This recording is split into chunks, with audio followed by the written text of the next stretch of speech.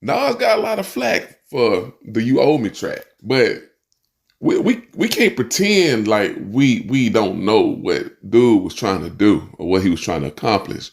Remember, this was 1999. What was happening in 1999? Girl, you're working with some ass, yeah. Your bad, yeah. Make a nigga spend his cash, yeah. His last year. That what was going on in 1999. Juvenile backed that ass up. So you can't get mad at Nas trying to kiss some of that magic.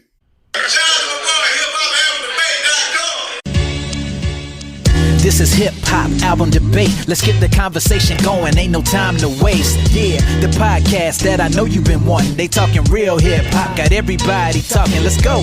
Yeah, keep it 100 and stay true. Hosted by my homie Q. Tune in and come through. Yeah, this be the spot, the number one place all day. This is hip hop album debate. Let's go. Hey, yeah.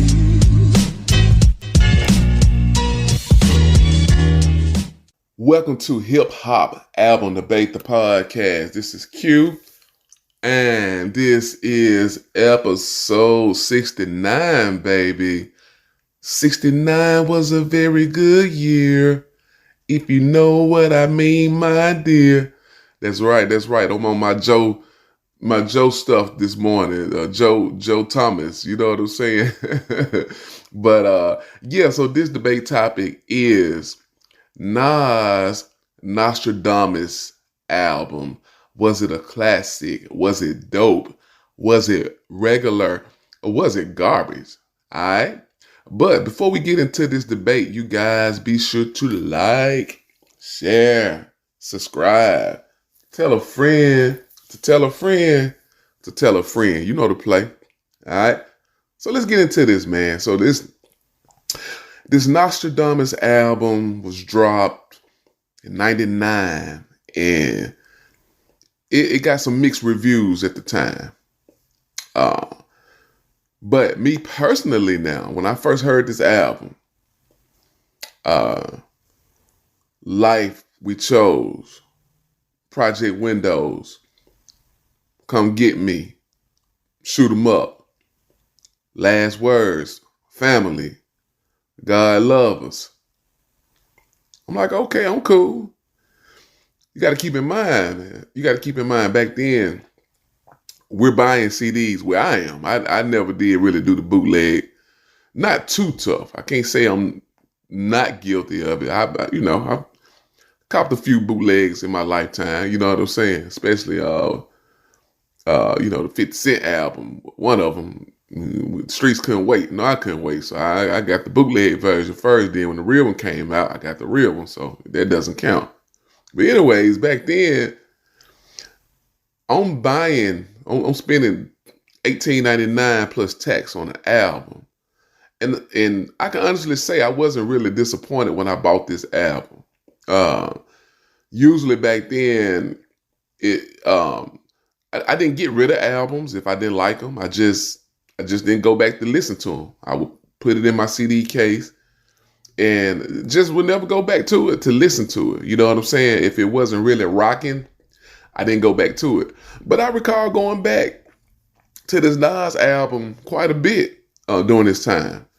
Now, I think in hindsight, I think he could have picked better singles, because back then the singles is what sold your album for the most part. And I think he could have picked a better first single than Nostradamus. Personally, I think "Come Get Me" would have been a good first single. You know, it was solid. It sounded like Nas, so I would have been fine with that. And then Project Windows, I think that would have been a dope second single. You know, featuring Ron Isley, because at that time, Ron Isley and the Isley brothers had just made a resurgence. You know, they kind of reinvented themselves, especially Ron Isley with the whole Mr. Biggs character with R. Kelly. And a lot of rappers was reaching out to Ron Isley for a feature. You know what I'm saying? UGK was one of them. One day you're here, the next day you're gone. Ja Rule, I Always Come Back to You. I think that was on the Vinny Betty Vici album, if I'm not mistaken. So I think Nas could have took advantage of that, and I think that would have been a good look had that been a single. Project Windows, his second single, and You Owe Me. I was fine with that. That could have been the third single, which in this case it was the second one because he only had two, Nostradamus and then You Owe Me. Nas got a lot of flack for the You Owe Me track, and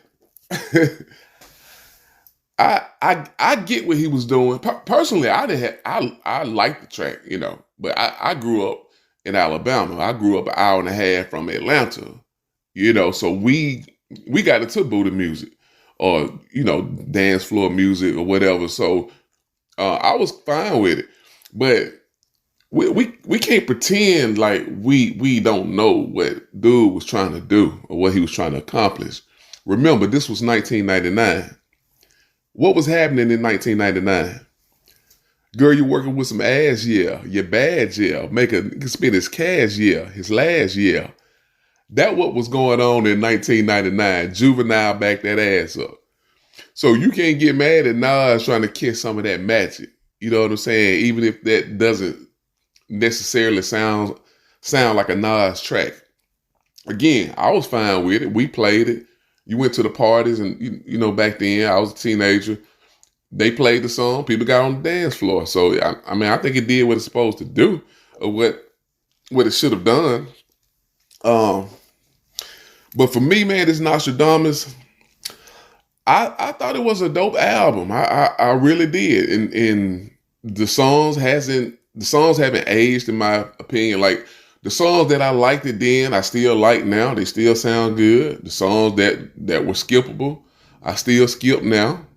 So, I liked it maybe 70% of the album. So, I thought it was a dope album. it may not been his best in terms of, it wasn't, it was written or Illmatic or whatever. But I thought it was cool, like real talk.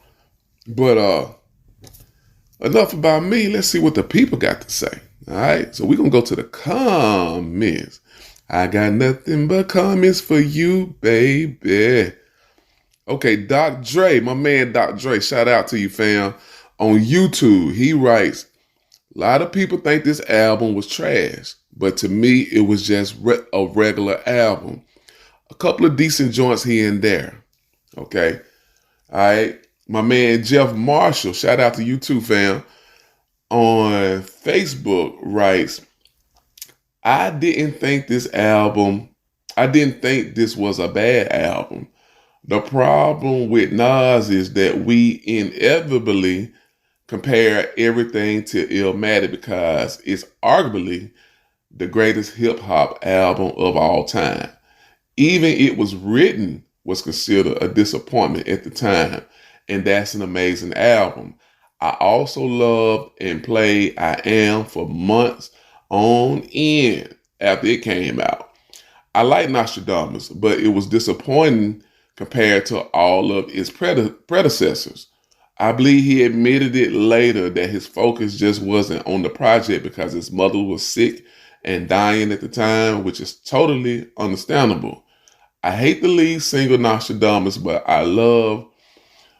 love Life We Chose, Come Get Me, Family featuring Mobb Deep, God Loves Us, and New World.